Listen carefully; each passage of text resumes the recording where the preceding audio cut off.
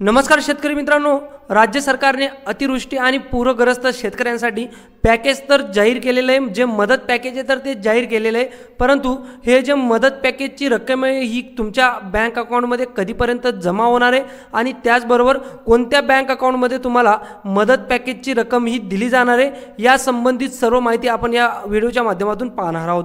त्यासाठी व्हिडिओ शेवटपर्यंत बघत राहा। जरी चॅनलवर नवीन असाल तर चॅनल देखील सबस्क्राइब करून ठेवा। शेतकरी मित्रांनो नमस्कार मित्रांनो, तुम्हाला माहिती आहे की नुकतंच मुख्यमंत्री देवेंद्र फडणवीस यांनी 31,000 कोटी रुपयांचं पॅकेज अतिवृष्टी आणि पूरग्रस्त परिस्थितीमुळे ज्या शेतकरी मित्रांचं पिकाचं नुकसान झालेलं होतं तर अशा शेतकरी मित्रांना मदत पॅकेजमधून जाहीर केलेलं होतं।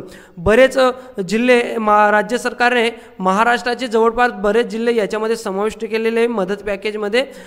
काही बोटावर मोजक्या इतके जिल्हे याच्यामधून वगळण्यात आलेले आहे, परंतु शेतकऱ्यांना प्रश्न पडला आहे की कधीपर्यंत आम्हाला ही मदत पॅकेजची रक्कम ही आमच्या बँक अकाउंटवर जमा होणार आहे, त्याचबरोबर कोणत्या बँक अकाउंटला तुम्हाला ही मदत दिली जाणार आहे। तर शेतकरी मित्रांनो, नुकतंच जे महाराष्ट्राचे कृषी मंत्री ते माननीय दत्तात्रय भरणे यांनी एक महत्त्वपूर्ण अपडेट दिली की राज्य सरकार ही जी रक्कम आहे तर ती दिवाळीच्या पहिले सर्व शेतकरी मित्रांना देण्यासाठी प्रयत्न करते। तुम्हाला पूर्ण अमाउंट तर नाही भेटणार, परंतु तुम्हाला थोडीफार अमाउंट ही दिवाळीच्या पहिले दिली जाणार आहे। मित्रांनो, त्यासाठी राज्य सरकार प्रयत्न करते आणि दिवाळी शेतकऱ्यांची गोड करण्यासाठी दिवाळीमध्ये शेतकऱ्यांना कोणत्याही प्रकारचा ताणतणाव न येऊ यासाठी राज्य सरकार दिवाळीच्या पहिले ही रिलीफ पॅकेजची अमाउंट शेतकऱ्यांना देण्यासाठी प्रयत्न करते। म्हणून शेतकरी मित्रांनो, दिवाळीच्या पहिले तुम्हाला या मदत पॅकेजचा काही भाग तुम्हाला मिळू शकतो।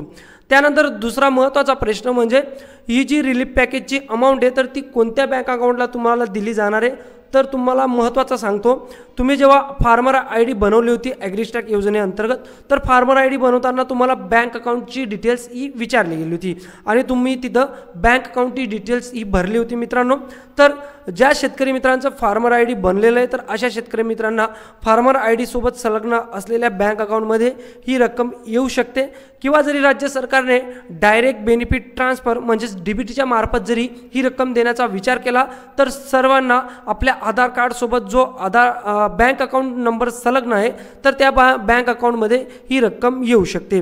त्यामुळे तुम्ही आता 2 मिनिटात चेक करू शकता की तुमच्या आधार कार्ड सोबत कोणता बँक अकाउंट नंबर किंवा कोणतं बँक अकाउंट तुमच्या आधार कार्ड सोबत संलग्न आहे किंवा लिंक आहे।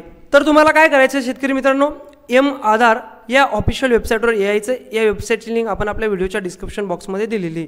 तिथं आल्यानंतर तुम्हाला तुमचा आधार कार्ड नंबर टाकून आणि OTP टाकून लॉग इन करून घ्यायचे।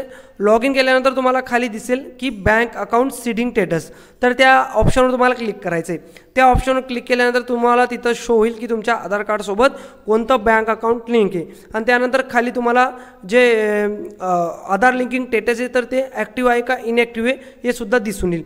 ॲक्टिव्ह जरी असेल तर चांगलं आहे आणि इनॲक्टिव्ह जरी असेल तर तुम्हाला बँकमध्ये जाऊन ते स्टेटस ॲक्टिव्ह करावं लागेल मित्रांनो, जेणेकरून तुम्हाला पैसे येण्यासाठी कोणत्याही प्रकारची अडचण येणार नाही मित्रांनो। तर अशा पद्धतीने तुम्हाला 2 गोष्टीने जी अनुदानाची रक्कम आहे किंवा मदत पॅकेज आहे तर ती पॅकेज रक्कम तुम्हाला तुमच्या बँक अकाउंटमध्ये येऊ शकते। त्याचबरोबर दिवाळीच्या पहिले ही रक्कम प्रयत्न करते राज्य सरकार शेतकऱ्यांपर्यंत पोहोचवण्याचं मित्रांनो। यासाठी ज्या अंमलबजावणीच्या नियमावली तर त्या नियमावलीसुद्धा मुख्यमंत्री देवेंद्र फडणवीस यांनी दिलेल्या आहेत मित्रांनो। तर लवकरच तुम्हाला ही पॅकेजची रक्कम मिळो अशी आशा करतो मित्रांनो। हा व्हिडिओ जास्तीत जास्त शेतकरी बांधवांपर्यंत नक्कीच शेअर करण्याचा प्रयत्न करा मित्रांनो। माझी अपडेट आवडली असेल तर व्हिडिओला लाईक करायला विसरू नका आणि अशाच महत्त्वपूर्ण अपडेटसाठी आपलं चॅनल सबस्क्राईब करायला विसरू नका।